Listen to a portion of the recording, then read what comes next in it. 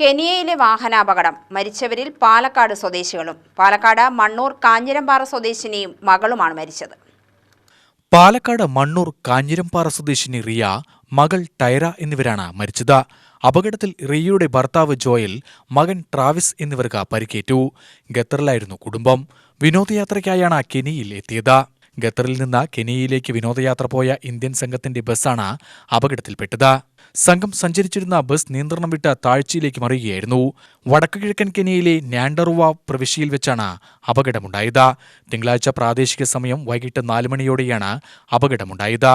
ന്യാഹുരുവിലെ പാനാരി റിസോർട്ടിലേക്ക് പോകുന്നതിനിടെയാണ് bus കുഴിയിലേക്ക് മറിഞ്ഞത്. ഏകദേശം 100 മീറ്റർ താഴ്ചയുള്ള കൊക്കയിലേക്കാണ് ബസ് മറിഞ്ഞത്.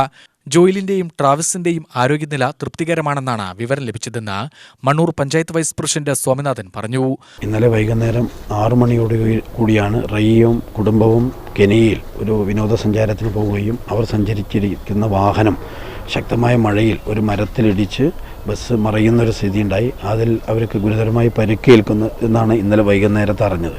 ഇന്ന് കാലത്ത് 11 മണിയോടുകൂടിയാണ് ഈ റിയയും അതുപോലെ തന്നെ മകൾ ടൈറയും മരണമടഞ്ഞു എന്നുള്ള വിവരം ഈ നാട്ടിൽ വളരെ ദുഃഖത്തോടുകൂടി നാട്ടുകാരും ഞങ്ങൾ വീട്ടുകാരും അറിയാൻ വേണ്ടി കഴിയുന്നത്.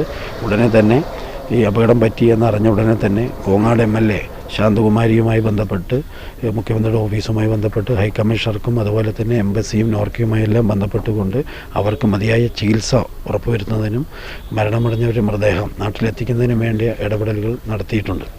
3 ദിവസത്തിനകം മൃതദേഹം നാട്ടിലേക്ക് എത്തിക്കാൻ കഴിയുമെന്നാണ് ലഭിക്കുന്ന വിവരം.